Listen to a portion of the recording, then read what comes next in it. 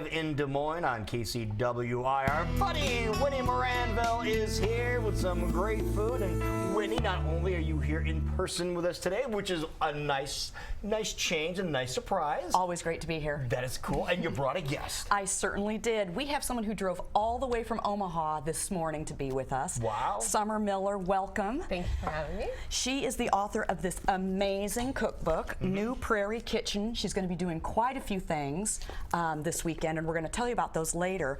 But first, I just wanted to say, Summer, you've been in these parts before. This is not unknown to you. So tell us about how the scope of your cookbook led you to meet some of our local growers and farmers. Yeah, well, my home base is just outside of Omaha, Nebraska, so Not too far away. Not too far, no. But so this is my community too, and this is a region that I love, and I write nationally for different food magazines, and I think that we tend to get overlooked in the prairie states a bit, in Iowa and Nebraska, and so I decided to shine a light on the great things that I knew what's happening here. And so I decided to draw kind of a circle around within 200 miles of Omaha just to kind of see what was really here. And so it started with interviews, it started with scouting visits and going to eat, and then just branched off into interviewing the chefs and interviewing the farmers, which eventually became the stories in the book. I was gonna say, are we talking restaurants? Are we talking produce that's being used? Like all of what's the above. Everything. Yeah. So I went around and basically I interviewed chefs, farmers, and artisans from the Great Plains region, Iowa, Nebraska, South Dakota specifically, and I asked each chef to contribute 4 recipes to the book, 1 for each season.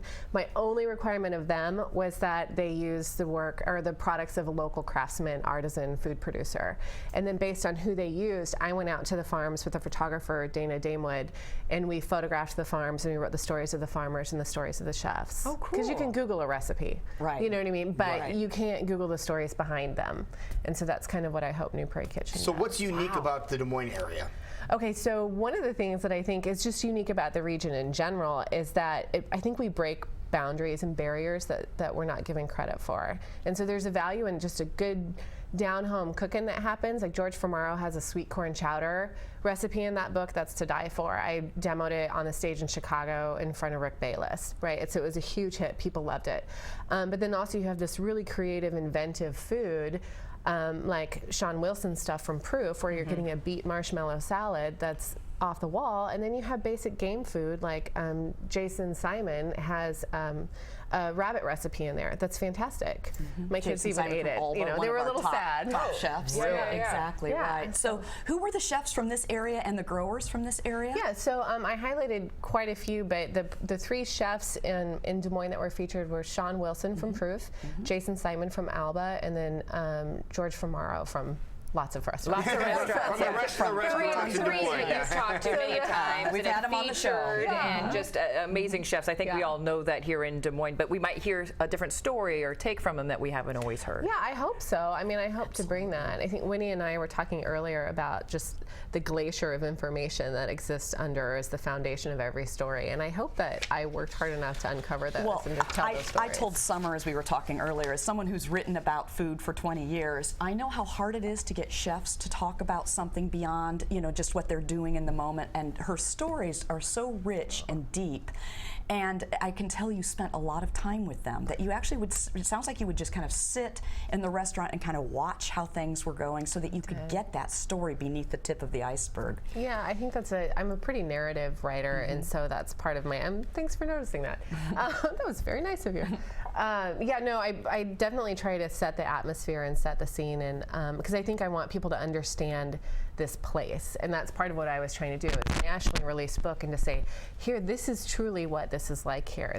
Here's an aspect, here's a window into the lives of these chefs, or into the environment within this restaurant or at this farm.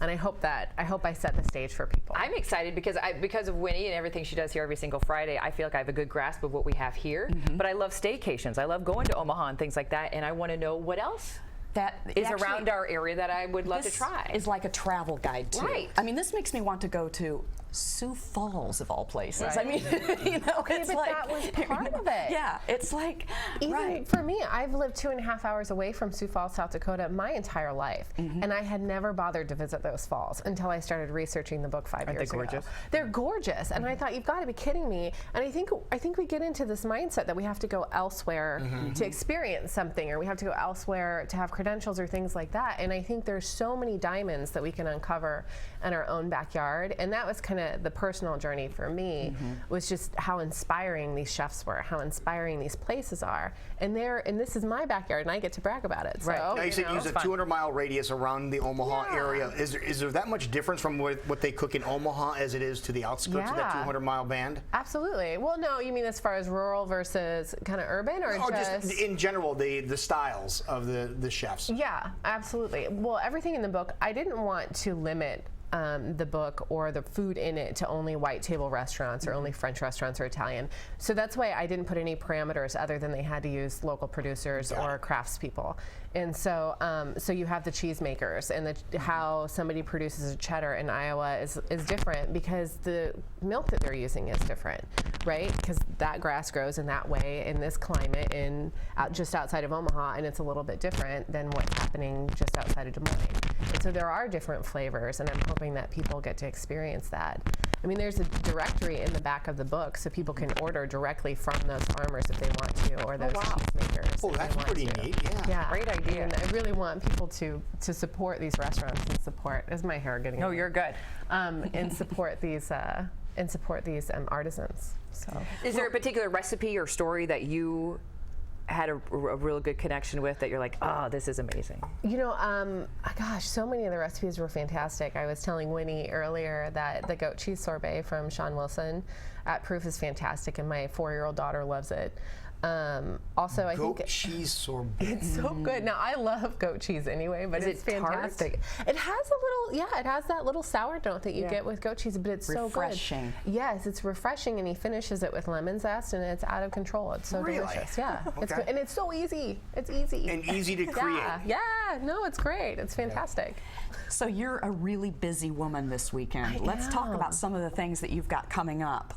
Right away today, after this, you're going to be at the Kitchen Collage. Love Kitchen Collage. And what's cool is there might be samples there. There could be soup. Yeah, Yeah. there could be soup. Could be George soup. Gamaro's Yeah. soup, Yes. which is the corn chowder.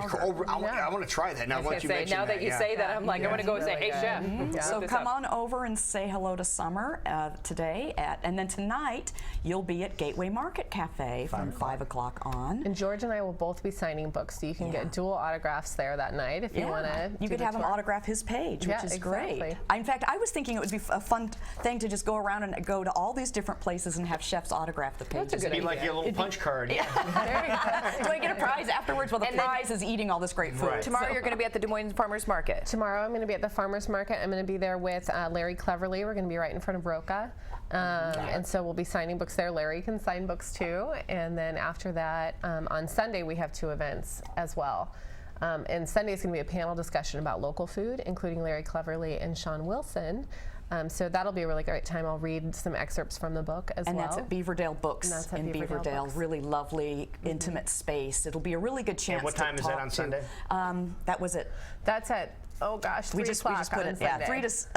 3 to 6. It's a Q&A and a reading, and I think it's great because if you read a few of these stories from the book, people will realize this is the kind of book that you'll want to actually sit and read. You know, keep it at your nightstand and read a story like every night or something. It would be great. And I'm assuming this book is available everywhere right now. Yeah, it's available nationwide, and then it's also available at all of the events that we're having. And the final event is Sunday at Alba, and it's a special chef dinner, and it's ticketed, so you can purchase tickets, but then you get an autographed book that's signed by both Jason and myself. And I know some other chefs will be there as well, so so that's an opportunity to get some You have autographed books, seatings that night starting at 5:30, and then there's another one at 7:15 at Alba. And that, to me, that sounds like a great event because it's just for your book. They're not usually open on Sunday night, so Yeah. this is a very special And where do we get event. tickets for that? You can call Alba and Okay. make the reservation, and then a book is included. Perfect. Excellent. Wonderful. Well, thank you, Winnie. Well, Thanks Thank for you. coming in. Great food Thank- once again. And Thank you. Nice to Thanks meet for you. driving in.